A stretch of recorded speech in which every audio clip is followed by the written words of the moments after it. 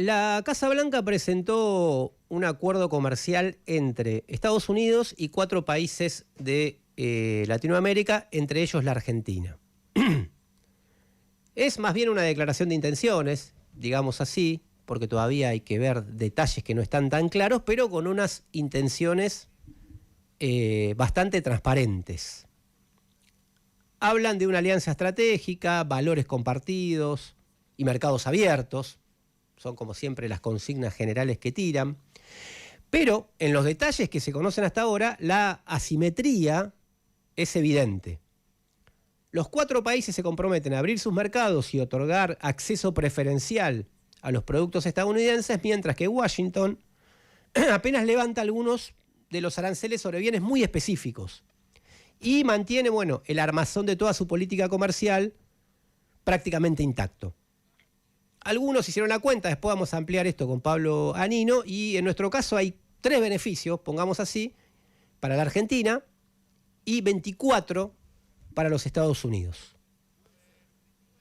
El núcleo de este esquema es claro. Nuestro país se obliga a desmantelar licencias de importación, tasas y otros impuestos para las mercancías de origen yanqui, a aceptar sin mayores controles internos las certificaciones y los estándares de seguridad, por ejemplo, para los autos, para los alimentos o para los medicamentos producidos en Estados Unidos, a reconocer como adecuado el régimen estadounidense para la transferencia transfronteriza de datos, incluso personales, y a prometer que no discriminará a las plataformas digitales de origen norteamericano. Todo eso a cambio de algunos productos locales, o de que algunos productos locales con menos aranceles puedan entrar al hiperconcentrado y regulado mercado de Estados Unidos.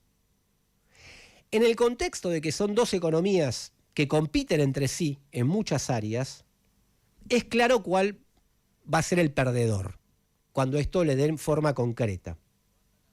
Con esto se empiezan a conocer un poco los costos del salvataje de Estados Unidos a Milei antes de las elecciones y después de las elecciones. No solo es comercio. Hablan de que el acuerdo podría incluir cooperación en minerales críticos, y que Estados Unidos asegura un canal privilegiado para el litio, el cobre y otros recursos estratégicos de la Argentina. Y además, impulsa o reclama revisar el rol de las empresas estatales y los subsidios industriales. Y en el fondo pone en cuestión la relación con China. Lo hace a través de un ítem que habla de que se tenga cuidado con las mercancías que vienen de lugares donde hay excesiva explotación del trabajo, pero se refiere básicamente a China. O sea que quiere incorporar a la Argentina a la guerra geopolítica internacional de Estados Unidos contra China. Todo esto llega, además, después de el verdadero rescate, o un ítem más del rescate que viene teniendo Milei por parte de los Estados Unidos. El swap secreto del Tesoro norteamericano y de Scott Bessent, el secretario del Tesoro, con el pago de intereses al FMI de comienzos de noviembre, que se hizo con derechos especiales de giro del propio FMI, transferidos por un fondo de estabilización cambiaria de Estados Unidos al Banco Central de la Argentina y girados de nuevo al fondo. Una operación de circuito cerrado, digamos, que deja a la Argentina otra vez básicamente con nueva deuda. Ese es el punto, más allá de lo técnico. Ese rescate obviamente no fue gratis ni fue técnico. Se inscribe en una intervención política abierta de Washington para evitar una devaluación caótica antes de las elecciones. Esto fue justamente como ganaron las elecciones, a través de una extorsión, y sostener al gobierno de Milei. El mismo paquete incluyó compra directa de pesos, recordemos, en el mercado argentino, y la activación de este swap con el que ahora intervinieron concretamente para que se concretice la nueva deuda. El resultado, una caída espectacular del riesgo país en ese momento, una aparente paz cambiaria, que no se apoya en reservas genuinas, sino en la espalda del Tesoro yanqui, y en la bicicleta financiera rearmada para los fondos de inversión amigos, básicamente.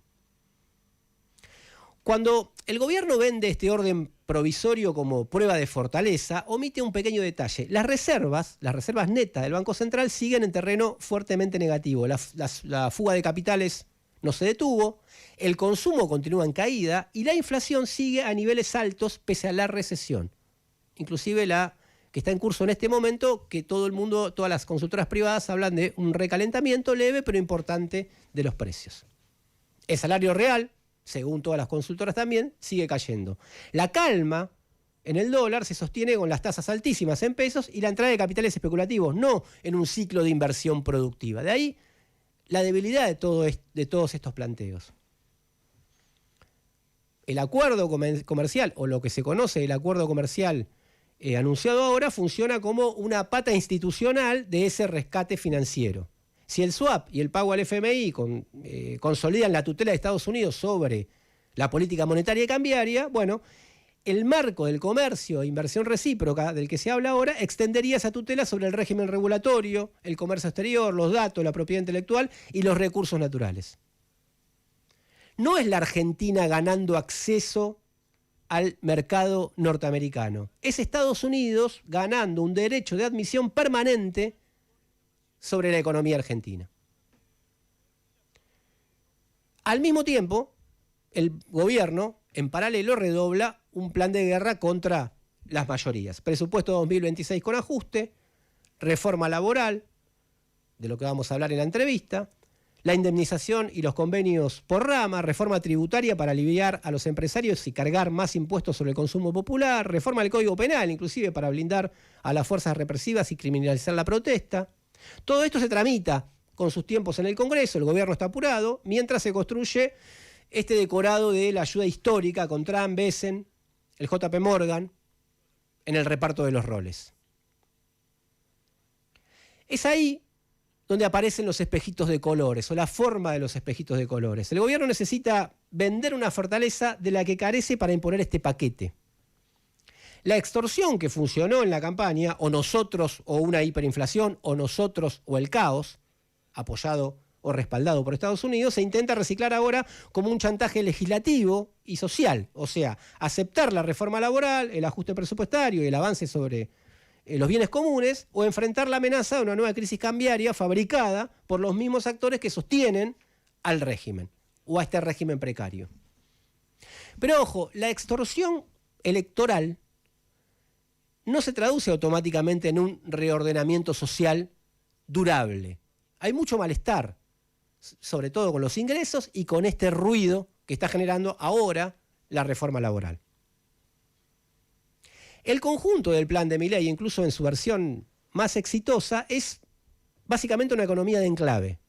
Es decir, un país organizado como un archipiélago de zonas francas, Vaca Muerta, el Triángulo del Litio, el Corredor Sojero, los yacimientos del cobre, las plataformas de servicios digitales atadas a las cadenas globales, conectadas hacia afuera pero desconectadas hacia adentro. El acuerdo con Estados Unidos asegura condiciones ventajosas para ese archipiélago, garantías jurídicas, libre movimiento de capitales y datos, protección reforzada de patentes, desmonte de la intervención estatal. Lo que queda fuera es, obviamente, la mayoría trabajadora empujada a la informalidad, los salarios de pobreza y la expulsión territorial. Pero además un problema grande. El grueso de los trabajadores y trabajadoras empleados en Argentina no están en esos sectores. Si esos sectores triunfan, generan poco empleo y tienen que ver qué se hace con la enorme mayoría que está en otro lugar. La contracara de la confianza de los mercados son, bueno, los hospitales sin presupuesto, las escuelas sin recursos, la jubilación licuada, los salarios en caída. El Hospital Garrahan es un ejemplo incómodo para este relato.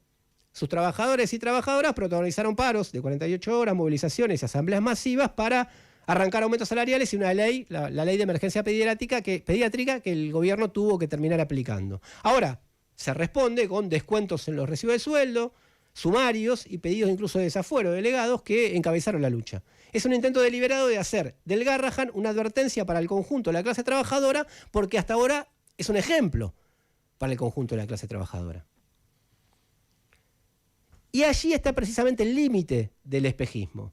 Mientras el Ejecutivo busca transformar el voto del 26 de octubre de las legislativas en un cheque en blanco para un plan de sometimiento, precarización masiva, El mapa social muestra otra cosa.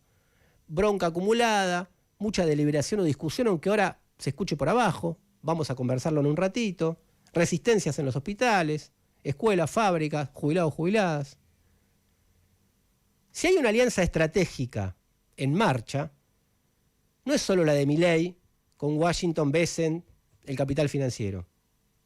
En el Congreso del Gobierno, esta alianza tiene gran parte de la oposición dispuesta a colaborar. La CGT parece que también, a discutir o a abrir la mesa discutiendo estas reformas.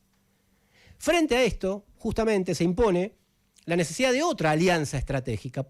Apropiémonos del nombre. Justamente la de los trabajadores, trabajadoras, jubilados, estudiantes y las mayorías populares, con el objetivo de evitar una nueva entrega.